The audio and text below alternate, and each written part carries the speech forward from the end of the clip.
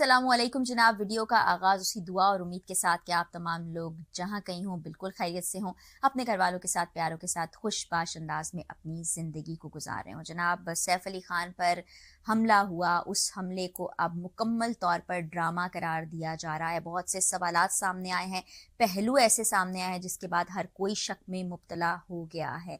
वो शख्स जिसको सीसीटीवी फुटेज में देखा जा रहा है और वो शख्स जिसको गिरफ्तार किया गया है, दोनों की शक्लें और चेहरे बड़े मुख्तलिफ दिखाई दे रहे हैं।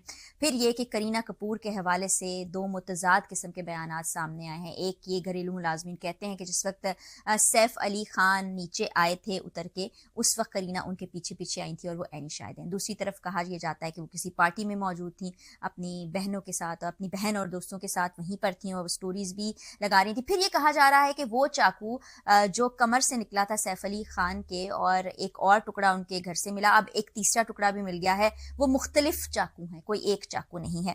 फिर मुबश्शिर लुकमान साहब का दावा ये है कि ये चाकुओं के वार, खंजरों के वार किसी और ने नहीं किए, बल्कि करीना कपूर और सैफ अली खान के दरमियान एक बहुत बड़ा झगड़ा है जिसके बायस करीना कपूर ने ही निशाना बनाया है सैफ अली खान को और उसकी वजह उन्होंने प्रॉपर्टी का क्लैश बताया है। तो आज की वीडियो में ये तमाम तर तफसीलात आपसे शेयर करने जा रही हूँ, जो कुछ सोशल मीडिया में डिस्कस हो रहा है और साथ ही साथ भारतीय मीडिया इस पर बहुत ज़्यादा बात कर रहा है। और फिर 15,000 करोड़ भारतीय रुपयों की जो प्रॉपर्टी है वो जल्द जब्त होने की तरफ जा रही है, सैफ अली खान की प्रॉपर्टी, और सैफ अली खान बड़ी मुश्किल में है।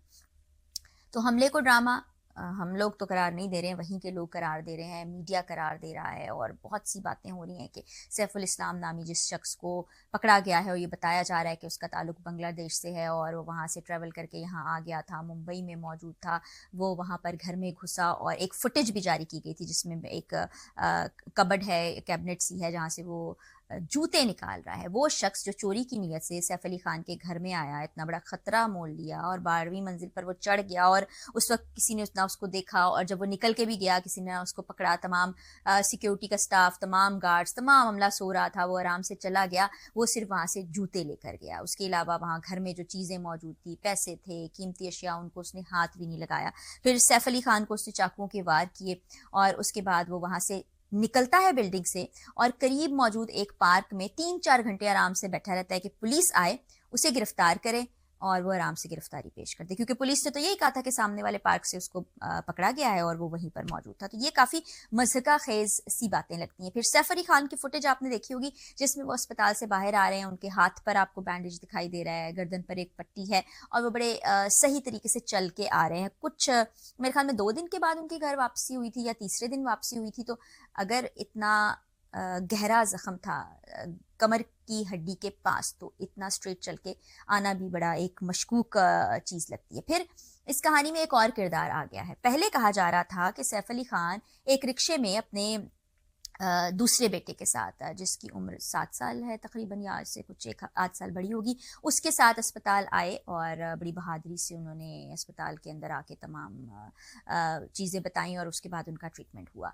फिर कुछ जगह कहा जा रहा था कि वो बड़े बेटे के साथ आए जो कि उनकी पहली बेगम से, एक्स वाइफ से था, लेकिन अब कहा जा रहा है कि अफसर जैदी नाम का एक शख्स उनको अस्पताल लेकर आया था और अफसर जैदी उनका दोस्त है। वो जो एक डिस्चार्ज पेपर है उसके अंदर ये लिखा हुआ है। फिर जी बताया जा रहा है कि जो जख्म लगे हैं सैफ अली खान को वो 2:30 पर लगे हैं और अस्पताल वो पहुंचते हैं 4:11। और अगर आप अंदाज़ा लगाने की कोशिश करेंगे इसमें तकरीबन 2:30 से 3:30 और 3:30 से 4:15, तो 1 घंटा और कुछ मिनट से भी ज़्यादा का वक्फा आ जाता है, बल्कि 2:30 से 3:30 और फिर 4:15, तो ये काफ़ी लंबा वक्फा आ जाता है। तो ऐसा रात के इस पहर में सड़कें भी खाली होंगी, फिर रिक्शा के साथ जाना और फिर अब ये दोस्त की एंट्री हो जाना, ये भी बहुत से सवालात को जन्म देता है। फिर जाए वक़ूआ का अगर उस वक्त जायज़ा लिया गया था, इतने दिन गुजरने के बाद फिर एक चाकू का टुकड़ा बरामद होता है। मतलब चाकू अगर प्लास्टिक का होता और टूट के जगह जगह गिर जाता तो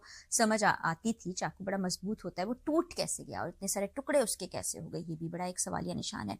फिर एक फुटेज जो सामने आई जिसमें करीना कपूर को देखा जा सकता है कि वो बाहर खड़ी हैं, कुछ लोगों से बात करें। अब ये उनके घर का स्टाफ था या मोहल्ले के कुछ लोग थे, क्योंकि अपार्टमेंट बिल्डिंग है, ये भी समझ नहीं आया। और जिस तरह के हुलिये में वो मौजूद थी उससे बिल्कुल ये नहीं लगता कि वो किसी पार्टी का हुलिया था। वो नॉर्मल ट्राउज़र टी शर्ट जो स्लीपिंग ड्रेस होता है उसी में मौजूद थी और बात भी कर रही थी।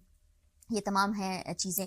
अब मुबश्शिर लुकमान ने जो बात कही उसकी तरफ आ जाते हैं, और इंडियन मीडिया भी यही बता रहा है कि एक केस चल रहा है और वो केस सैफ अली ख़ान के अगेंस्ट चल रहा है, क्योंकि सैफ अली ख़ान को जो प्रॉपर्टी विरासत में मिली थी वो उनकी दादी की जानिब से मिली थी, साजिदा सुल्ताना की तरफ से, और उसकी मालियत बनती है 15,000 करोड़। और अगर आप ये समझें कि हमारे रुपए से दुगनी रकम है तो तकरीबन 30,000 करोड़ जायदाद बन जाती है, जिसको जब्त कर लिया जाएगा। अब जब्त एनमी एक्ट के तहत किया जाएगा, क्योंकि जो सैफ का ख़ानदान था, जो दादी थी, वो पार्टीशन के वक्त भारत से पाकिस्तान आ गई थी। तो वो तमाम लोग जो भारत से पाकिस्तान आ गए थे, पाकिस्तान को चूंकि एनिमी डिक्लेयर किया था इन्होंने, तो उनकी प्रॉपर्टी एनिमी एक्ट के तहत तो उसको जब्त भी कर सकते हैं। और ये मध्य प्रदेश में इनके बड़े बड़े महल भी मौजूद हैं, और एक बिल्डिंग को तो होटल में तब्दील कर दिया गया, जहाँ से काफ़ी रकम इनको मिलती भी है। बल्कि सैफ ने बयान भी किया कि मुझे प्रॉपर्टी से कुछ मिला नहीं, बल्कि मुझे इस तरह के केसेस में देना ही पड़ रहा है।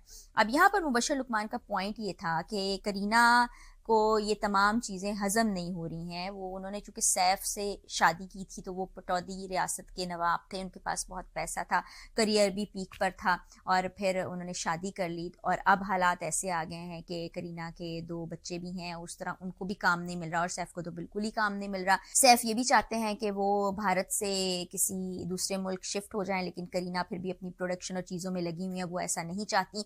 और इस तरह की बातों की बुनियाद बनी इस झगड़े की। और उसके बाद जब ये पता चला कि सैफ अली खान की प्रॉपर्टी भी जब्त होने जा रही है, तो करीना ने सोचा कि ये तो बिल्कुल कंगाल होने जा रहे हैं, इनके पास तो कुछ भी नहीं रहेगा।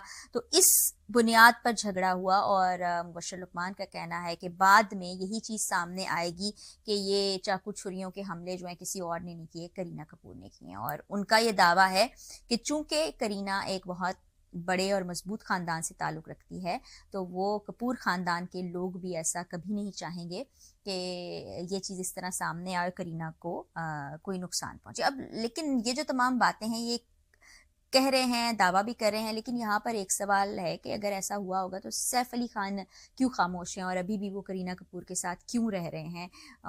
बच्चे मेड्स वहाँ मौजूद थे, उन्होंने क्यों इस तरह के बयानात दिए? तो ये जो तमाम तर चीज़ें हैं आपके सामने रखी हैं। लेकिन बहरहाल जो शुरू में मैंने आपसे चीज़ें डिस्कस की, वो इस बात की गमाजी तो करती हैं कि दाल में कुछ काला ज़रूर है। ऐसा नहीं हो सकता कि इतनी सारी चीज़ें कॉन्ट्राडिक्ट कर रही हूँ, आपस में एक दूसरे से कोई मेल नहीं खाती हूँ, इतने सारे तज़ादात सामने आते हों, एक एक करके चीज़ें मुख्तलिफ सामने आती हूँ। घर के जो मुलाजमीन हैं वो और बयान दे रहे हैं, सैफ और करीना कुछ और कह रहे हैं, और मीडिया कुछ और कह रहा है। फिर एक और इंटरेस्टिंग बात आप देखें कि ये तमाम वाक़या हो रहा था, उस दौरान किसी ने पुलिस को कॉल नहीं की, किसी ने कॉल नहीं की। अब एक तरफ करीना को अगर कहें कि हवास बाख्ता थी, तो करीना की फैमिली ने कोई FIR दर्ज नहीं कराई, किसी किस्म की उनकी इस चीज़ में कोई शमूलियत नहीं है। और अभी भी देखें, सैफ अली खान अपने घर शिफ्ट होने के बाद खामोश हैं। तो देखते हैं कि असल मामला क्या निकलता है, लेकिन ऐसे ही महसूस होता है कि जैसे हम कोई मिस्ट्री फिल्म देख रहे हैं जिसका एक के बाद एक पहलू सामने आता चला जा रहा है। तो ये बहुत जल्दी और हकाइक भी सामने आ जाएंगे, तो उस हवाले से फिर नई वीडियो में आप तक वो तमाम अपडेट्स पहुँचाऊँगी। इस वीडियो में इतना ही, इजाज़त दीजिए, अल्लाह।